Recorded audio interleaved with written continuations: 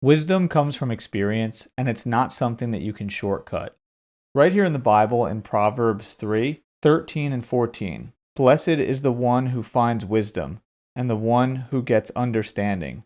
For the gain from her is better than gain from silver, and her profit better than gold. So, right here, you can see in the Bible this explanation of wisdom. Wisdom is so crucial. Blessed is the one who finds wisdom and the one who gets understanding. And it's talking about how it's better than all the material wealth. And there's such an infinite amount of wisdom that you gain from reading the Bible. But one of the things that was interesting for me as I was coming up and learning things is that knowledge and wisdom are significantly different. I think of knowledge as, the information, getting information, like learning things, but it doesn't necessarily mean you have wisdom. So earlier on in my life and in my career aspirations, I focused on obtaining as much knowledge as possible. That did not get me wisdom. Wisdom was only acquired by the experiences that I had over time. So the knowledge is helpful, and you really do need to have both to be well-rounded and to be successful in life. But earlier on, it's all about acquiring as much knowledge as you can, building skills, all this.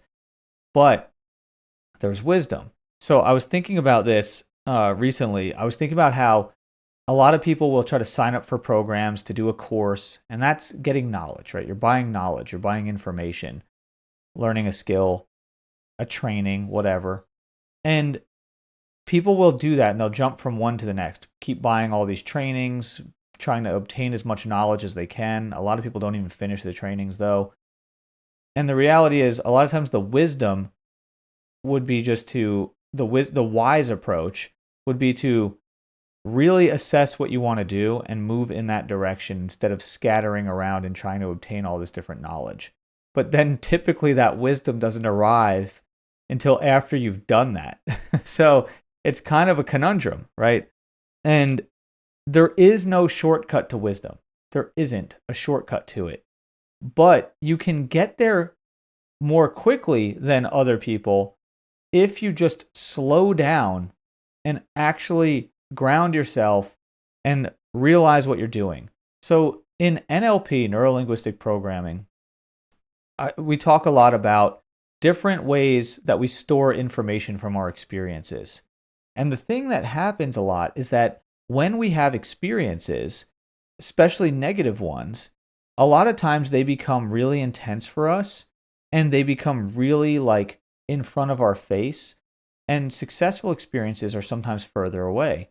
And what'll happen is the successful ones that we could have learned from and gained wisdom from will become background information.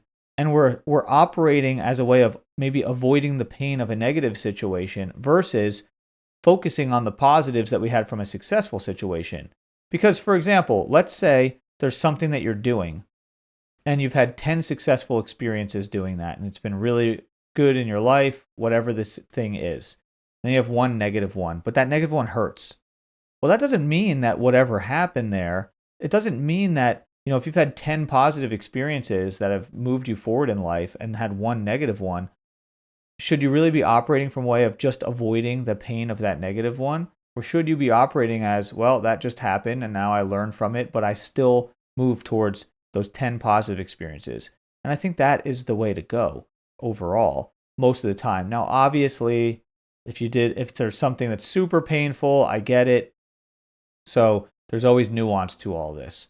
But the main thing here is that we can store information from a negative experience that actually stops us from getting to wisdom. Because a lot of times we do so much in our lives, we experience so much, and we don't take a moment to ground ourselves and really reflect on what actually happened. What was the impact of that experience? What does that mean for my identity? And most people don't ever think about their identity. They just don't really think about it. You'll hear buzzwords like, identity crisis and all that. But most people don't actually think about things that affect their identity and what their identity is and what it means and what their core values are. Most people don't think about that stuff. It's kind of an unconscious thing. And what they just think about is they just move around behaving certain ways. And true wisdom comes from really understanding your values and your identity, and then actually looking at decisions that you've made and experiences that you've had and looked at when you were out of alignment. And if you do that, you can reflect on it. And this is what I mean when I say you can ground yourself. You can really take yourself down to earth and actually reflect, not just be way up in the clouds. A lot of us like to operate up in the clouds all the time, be way in our heads and just moving around, scatterbrained, all that stuff.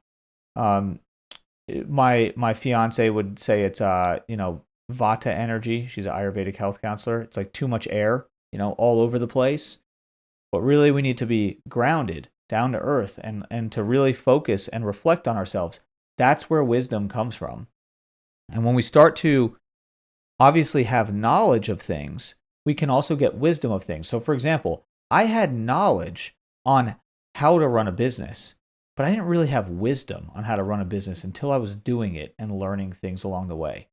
Like I had an international MBA, for example, and all that knowledge was great, but none of it beat the actual practical experience of being in a VP role. That's where I got my wisdom from, was from actually being in the role. The knowledge helped a little bit, but it didn't really make the role anything that significant.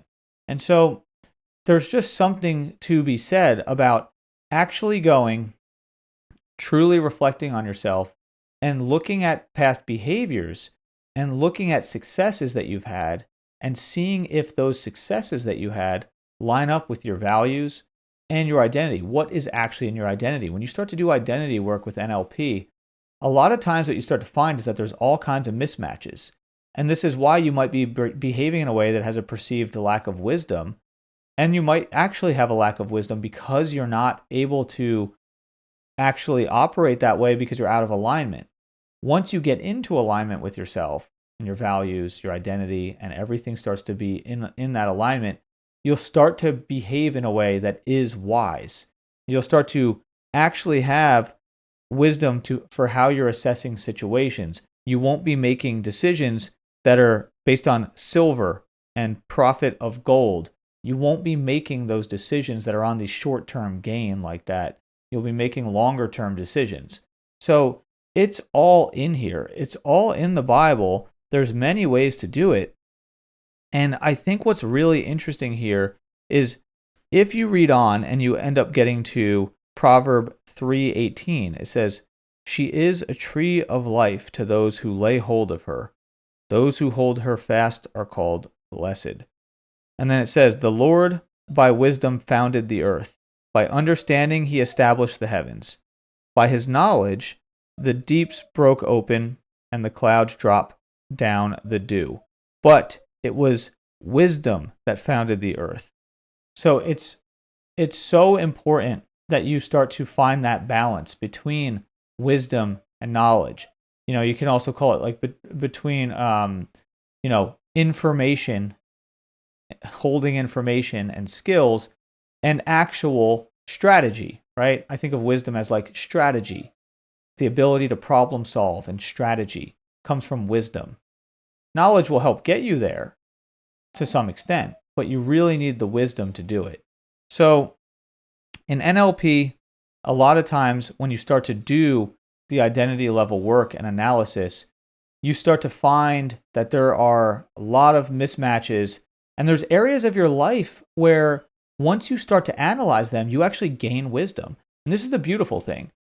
Sometimes when you do this practice and you ground yourself and you actually start going through some of these experiences, by doing this work, you gain wisdom. You start to become wise because you're doing the reflection and analysis and pulling things out of the unconscious to analyze and learn from them that most people just never do. So if you want to learn more about that, go to the link down in the description. You can join my free school community, and there's a ton of resources there. And there's also a link if you want to look at working with me one-on-one, and you can book a free call. And I will see you in the next one.